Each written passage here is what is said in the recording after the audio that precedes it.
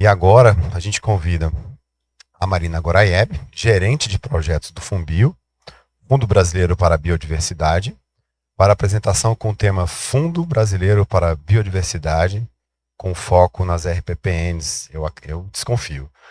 Ela é bióloga, com pós-graduação em gestão ambiental. Marina tem mais de 17 anos de experiência em projetos socioambientais, atuando em órgãos públicos e instituições do terceiro setor. Marina, seja bem-vinda. Oi, gente, boa tarde a todas e todos. Queria começar dizendo que para mim é uma satisfação estar aqui com pessoas que eu admiro, instituições que eu admiro. Então, vou tentar fazer uma fala bastante objetiva para cumprir aqui com o tempo. Eu vou contar um pouco sobre o Funbil e depois entrar em ações específicas de apoio à conservação em áreas privadas.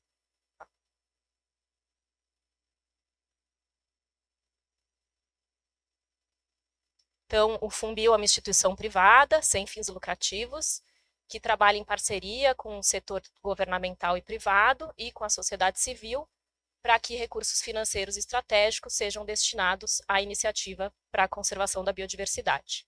Então, o Funbil completou ontem 29 anos de existência, então 29 anos fazendo gestão de projetos e de recursos financeiros, e desde o início das atividades, em 96, o Funbil já apoiou quase 600 projetos.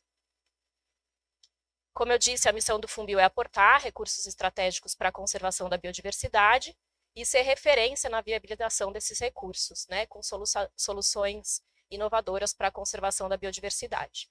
Como valores, o Funbil tem transparência, ética, efetividade, receptividade, independência intelectual e inovação.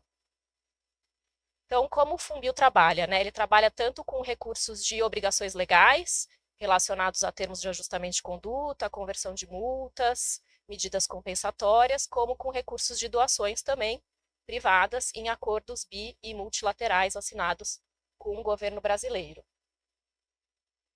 Então, todos os projetos a gente tem parceria com o governo federal e com governos estaduais, trazendo um pouco dos resultados desses 29 anos de Funbil. A gente já apoiou com os projetos 495 unidades de conservação, representando 170 milhões de hectares de CES apoiadas, 85 chamadas de projetos, que apoiaram 780 quase projetos, 410 instituições apoiadas, mais de 60 etnias indígenas em 109 TIs, representando mais de 30 milhões de hectares de terras indígenas apoiadas até hoje. Então, para mostrar um pouco da conexão, sei que está bem pequeno, mas essas linhas, né, saindo ali do mapa do Brasil, elas representam os projetos apoiados pelo Funbil até hoje. Então, a quantidade de financiadores ali na esquerda em verde, os parceiros, linhas temáticas, a incidência dos ODSs e os biomas brasileiros, né? Uma outra forma de representar a abrangência territorial dos projetos do Funbil. Então, as bolinhas em azul são os projetos apoiados, e os triângulos em vermelho, terras indígenas, e as cores ali dos biomas, né, separados. Então, o objetivo do Funbil é ser a ponte, fazer a conexão entre esses recursos e as organizações na ponta e as ações finalísticas, né, que são elaboradas para a conservação.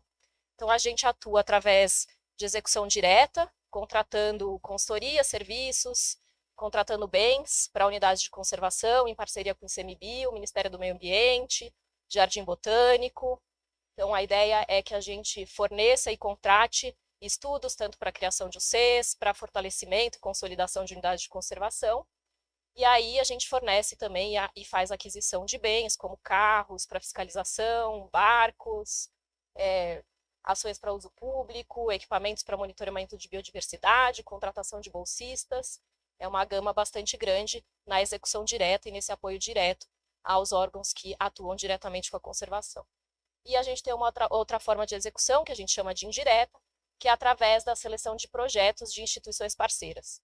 Então, a gente acredita que dessa forma a gente consegue ampliar muito a escala de ação, né, dos projetos, porque a gente passa a ter executores além dos órgãos que têm competência para isso, ICMBio, o MMA e os órgãos estaduais de meio ambiente, a gente incorpora instituições do terceiro setor atuando também no território ali dos projetos, dentro de linhas temáticas específicas de cada um dos projetos. E, além disso, também fortalece essas instituições locais, né, que passam também a captar outros recursos e levar a sustentabilidade das ações a longo prazo, independente do projeto. Então, entrando aqui especificamente no projeto que eu atuo, que é o projeto GF Terrestre, esse projeto ele tem por objetivo promover a conservação da biodiversidade na Caatinga, no Pampa e no Pantanal. Ele tem 5 linhas de ação, uma relacionada à criação de novas unidades de conservação, aqui incluindo RPPNs também. A segunda linha de ação relacionada ao fortalecimento e consolidação de unidades de conservação existentes e áreas adjacentes. O componente 3 está relacionado à recuperação de áreas degradadas. Componente 4, relacionado à conservação de espécies ameaçadas de extinção. E o 5, que é transversal aos demais, de comunicação e integração com as comunidades. Então, a gente tem como parceiros desse projeto ICMBio, Jardim Botânico do Rio de Janeiro, os órgãos estaduais de meio ambiente de 9 estados. A coordenação técnica é do Ministério do Meio Ambiente e Mudança do Clima. A gente tem 32 milhões de recursos do Fundo Global para o Meio Ambiente, o GEF, e a agência implementadora é o Banco Interamericano de Desenvolvimento, o BID. O FUNBio é o executor, a gente teve uma prorrogação recente do projeto, então hoje ele tem um prazo de 9 anos e finaliza em maio de 27. E aí trazendo um pouco a escala aqui do projeto GF Terrestre nesses 3 biomas. Então hoje o projeto alcança esses 3 biomas, apoia diretamente 9 estados, órgãos estaduais de meio ambiente. A gente já publicou 12 chamadas de projeto e tem mais 3, dando spoiler aqui, previstas para esse ano. Chamadas de temáticas diversas, recuperação de áreas degradadas, manejo integrado do fogo, apoio a RPPNs, trilhas de longo curso, que eu vou detalhar ao longo da apresentação. A gente apoiou 42 projetos até hoje e apoia diretamente 59 UCs, sendo 20 federais, 16 na Caatinga, 2 no Pampa e 2 no Pantanal, e 13 UCs estaduais, 8 na Caatinga, 2 no Pampa e 3 no Pantanal. Além de 22 RPPN, sendo 9 na Caatinga e 13 no Pantanal. Então, trazendo um pouco aqui para as áreas privadas, né, o projeto GF Terrestre ele apoiou RPPNs diretamente em editais direcionados especificamente para RPPNs. Então, por exemplo, a chamada 3 de 22, que destinou 1.700.000 para 4 projetos apoiados, sendo 2 no Pantanal e 2 na Caatinga. No Pantanal, como resultado, a gente teve elaboração de um plano de manejo integrado do fogo e 4 planos de manejo, que eu vou detalhar mais adiante. Isso representou aproximadamente 24.000 hectares fortalecidos com esses instrumentos de gestão. Criamos 4 RPPNs em parceria com o projeto da Funatura. Na verdade, hoje foi anunciada mais uma, que foi a RPPN Jaguarte, então uma daquelas 2 submetidas já agora está considerada como criada, e tem mais uma ainda para criação. Como resultados na Caatinga, a gente tem mais ou menos 6.600 hectares fortalecidos, com planos de manejo, uma RPPN criada e 4 submetidas para criação. Além dessas chamadas que são diretamente relacionadas à RPPN, né, para esse público, para esse tipo de unidade de conservação, a gente tem outras chamadas que abarcam o Sistema Nacional de Unidade de Conservação como um todo. Né? E aí, dentro dessas chamadas, a gente também apoia RPPNs. Então, a gente tem recuperação de áreas degradadas implantadas dentro de RPPNs, manejo integrado do fogo e também trilhas de longo curso. Então, mostrando um pouco, né, dos resultados que eu comentei, a gente tem no projeto apoiado pelo OnSafari, a gente fez o PMIF, o Plano de Manejo da RPPN Pata da Onça, na Fazenda Santa Sofia, e mais 4 planos de manejo pelo projeto apoiado da Funatura. Tá? A criação, a gente tem 4 unidades de conservação criadas, também pela Funatura, na verdade 5, com a Jaguarte hoje, e uma em processo de criação.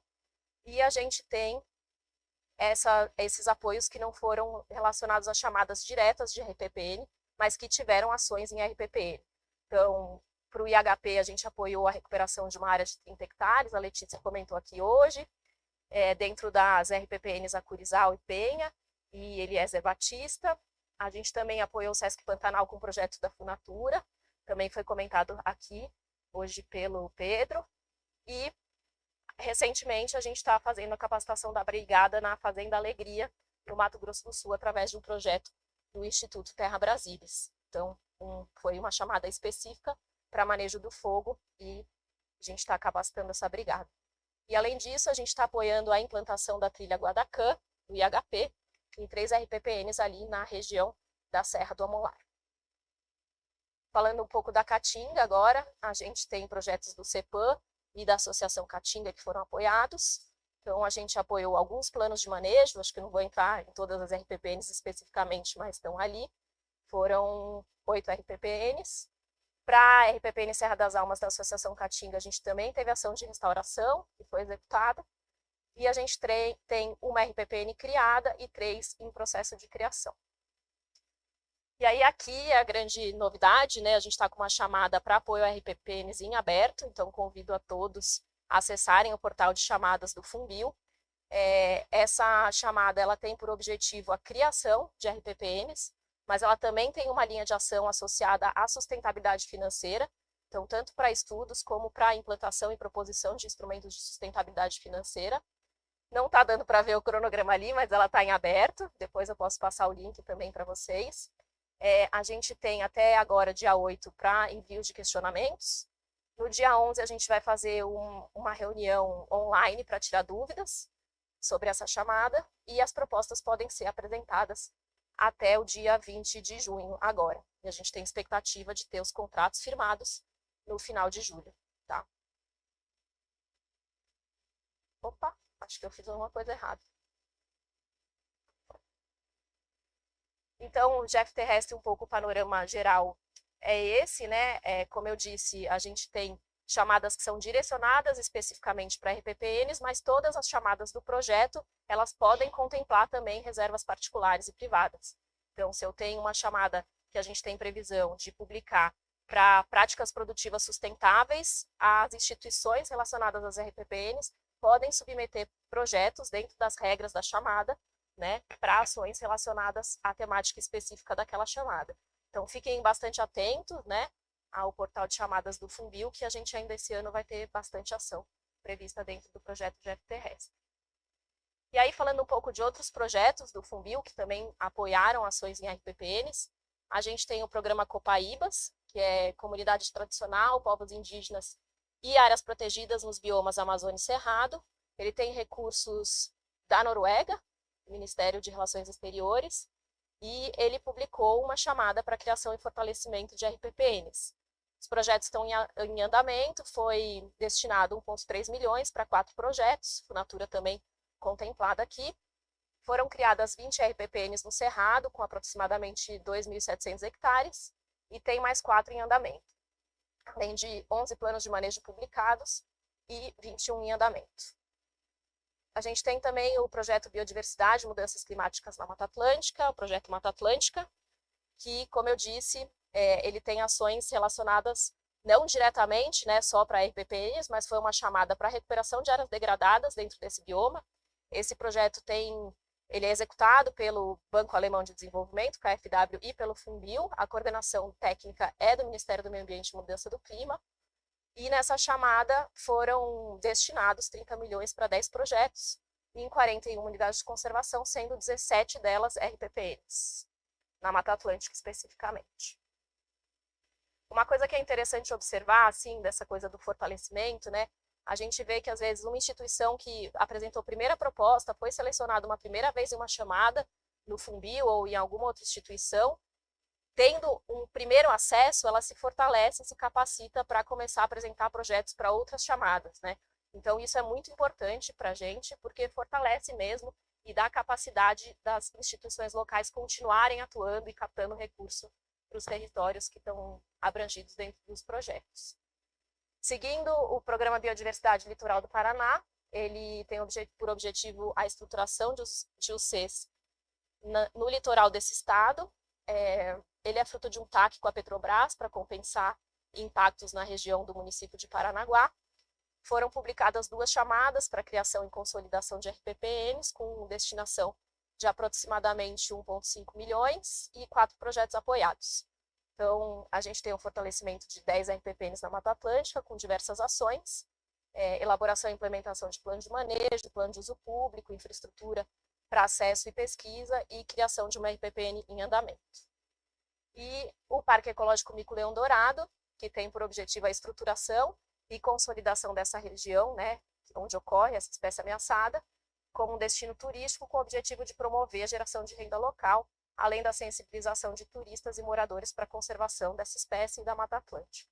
Os recursos são uma doação da ExxonMobil e geridos pelo Funbil, e recentemente foi criada a RPPN Parque do Mico, com 150 hectares, e da mesma forma a gente tem um desdobramento aí, que a instituição apresentou uma proposta para um outro projeto de um edital do Funbil, que é o Floresta Viva, para recuperar mais uma área de 150 hectares, visando a proposição de ampliação dessa RPPN.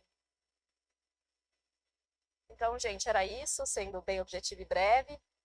Agradeço mais uma vez a oportunidade e fico disponível para trocas e dúvidas. Obrigada.